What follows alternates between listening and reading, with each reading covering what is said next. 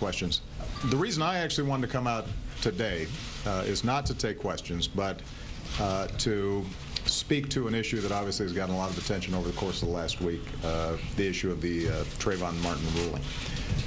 I gave a preliminary statement right after the ruling on Sunday, but watching the debate over the course of the last week, I thought it might be useful for me to expand on my thoughts a little bit.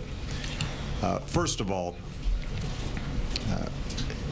I want to make sure that once again I send my thoughts and prayers, as well as Michelle's, to the family of Trayvon Martin, and to remark on the incredible grace and dignity with which they've dealt with the entire situation.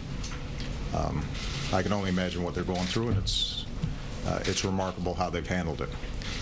The second thing I want to say is to reiterate what I said on Sunday, which is there are going to be a lot of arguments about the legal issues in the case. I'll let all the legal analysts and talking heads address those issues. The judge conducted the trial in a professional manner. The prosecution and the defense made their arguments. The juries were properly instructed that in a case such as this, reasonable doubt was relevant, and they rendered a verdict. And once the jury's spoken, that's how our system works. But I did want to just talk a little bit about context and how people have responded to it, and how people are feeling. You know, when Trayvon Martin was first shot, I said that this could have been my son. Another way of saying that is Trayvon Martin could have been me 35 years ago. And when you think about why, in the African-American community at least, there's a lot of pain around what happened here, I think it's important to recognize that the African-American community is looking at this issue through a set of experiences and a history that that doesn't go away. You know, there are very few African-American men in this country who haven't had the experience of being followed when they were shopping in a department store. That includes me. There are very, very few African-American men who haven't had the experience of walking across the street and hearing the locks click on the doors of cars. That happens to me, at least before I was a senator. There are very few African Americans who haven't had the experience of getting on an elevator and a woman clutching her purse nervously and holding her breath until she had a chance to get off. That happens often. And you know, I don't want to exaggerate this, but those sets of experiences inform how the African American community interprets what happened one night in Florida. And it's inescapable for people to bring those experiences to bear. The African American community is also knowledgeable that there is a history of racial disparities in the application of our criminal laws. Everything from the death penalty to enforcement of our drug laws. And that ends up having an impact in terms of how people interpret the case.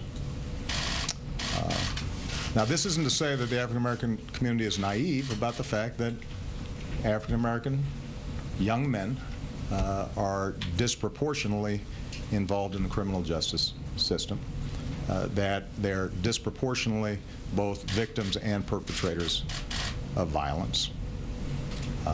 It's not to make excuses for that fact, although black folks do interpret the reasons for that in a historical context. They understand that some of the violence that takes place in poor black neighborhoods around the country is born out of a very violent past in this country, and that the poverty and dysfunction that we see in those communities can be traced to a very difficult history. And so the fact that sometimes that's unacknowledged adds to the frustration. And the fact that a lot of African American boys are painted with a broad brush, and the excuse is given, well, there are these statistics out there that show that African American boys are more violent. Using that as an excuse to then see sons treated differently causes pain. I think the African American community is also not naive in understanding that statistically, somebody like Trayvon Martin was probably statistically more likely to be shot by a peer than he was by somebody else. So folks understand the challenges that exist for African American boys. But they get frustrated, I think, if they feel that there's no context for it, and that context is being denied. And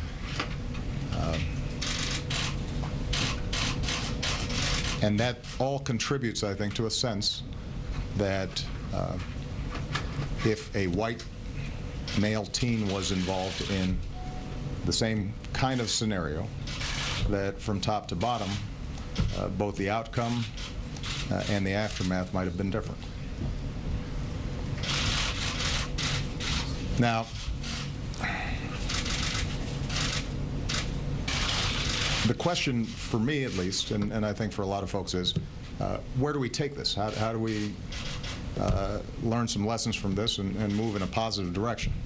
You know, I think it's understandable that there have been demonstrations and vigils and protests, and some of that stuff is just going to have to work its way through as long as it remains nonviolent.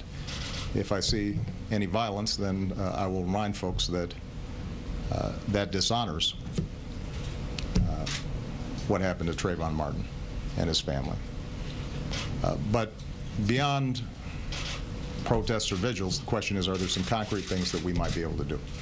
I know that Eric Holder is reviewing what happened down there, but I think it's important for people to have some clear expectations here. Traditionally, these are issues of state and local government. The criminal code and law enforcement is traditionally done at the state and local levels, not at the federal levels. That doesn't mean, though, that as a nation, we can't do some things that I think would be productive. So let me just give a couple of specifics that I'm still bouncing around with my staff. You know, so we're not rolling out some 5-point plan, but some areas where I think all of us could potentially focus. Number one, precisely because law enforcement is often determined at the state and local level, I think it would be productive for the Justice Department, governors, mayors, to work with law enforcement about training at the state and local levels in order to reduce the kind of mistrust in the system that sometimes currently exists. You know, when I was in Illinois, I passed racial profiling legislation, and it actually did just two simple things. One, it collected data on traffic stops and the race of the person who was stopped. But the other thing was it resourced us training police departments across the state on how to think about potential racial bias and ways to further professionalize what they were doing. And initially, the police departments across the state were resistant, but actually they came to recognize that if it was done in a fair, straightforward way, that it would allow them to do their jobs better, and communities would have more confidence in them, and in turn be more helpful in in applying the law. And obviously law enforcement's got a very tough job. So that's one area where I think there are a lot of resources and best practices that could be brought to bear if state and local governments are receptive. And I think a lot of them would be. And let's figure out, are there ways for us to push out that kind of training. Along the same lines, I think it'd be useful for us to examine some state and local laws to see if they are designed in such a way that they may encourage the kinds of altercations and confrontations and tragedies that we saw in the Florida case, rather than diffuse potential altercations. I know that there's been commentary about the fact that the stand your ground laws in Florida were not used as a defense in the case.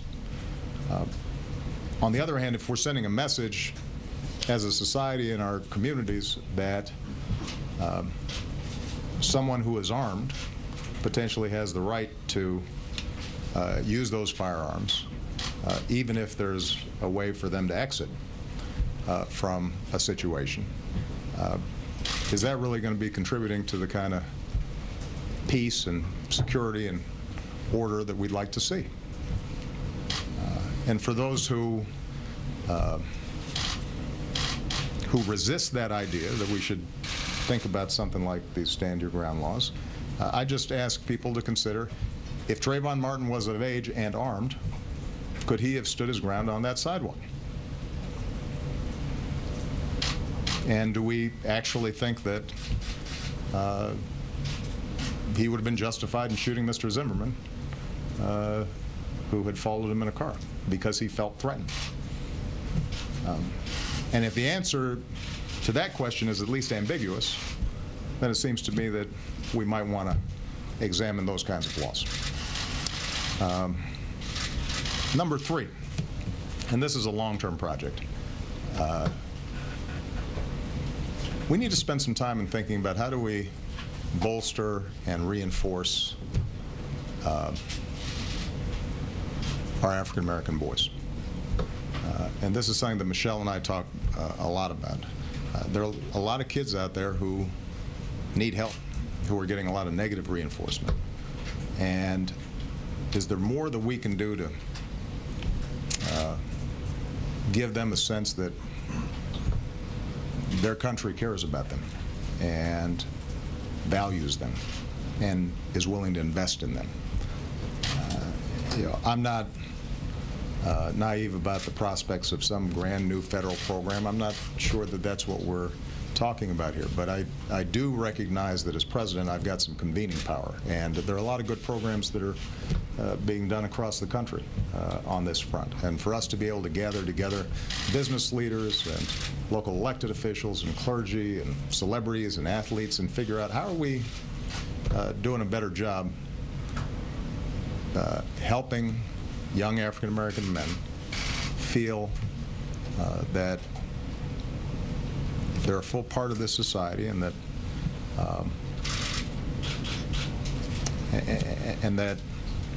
they've got pathways and avenues to succeed. Yeah, I think that would be a pretty good outcome from what was obviously a tragic situation, and we're going to spend some time working on that and thinking about that. And then finally, I think it's going to be important for all of us to do some soul searching. There's been talk about, should we convene a conversation on race? I haven't seen that be particularly productive when politicians try to organize conversations. They end up being stilted and politicized, and folks are locked into the positions they already have. On the other hand, in families and churches and workplaces, there's the possibility that people are a little bit more honest, and at least you ask yourself your own questions about, am I wringing as much bias out of myself as I can? Am I judging people as much as I can based on not the color of their skin, but the content of their character? That would I think, be an appropriate exercise in the wake of this tragedy. And let me just leave you with a final thought, that as difficult and challenging as this whole episode has been for a lot of people, I don't want us to lose sight that things are getting better. Each successive generation seems to be making progress in changing attitudes when it comes to race. Doesn't mean we're in a post-racial society. It doesn't mean that racism is eliminated. But you know, when I talk to Malia and Sasha, and I listen to their friends and I see them interact, they're better than we are. They're better than we were on these issues. And that's true in every community that I've visited all across the country.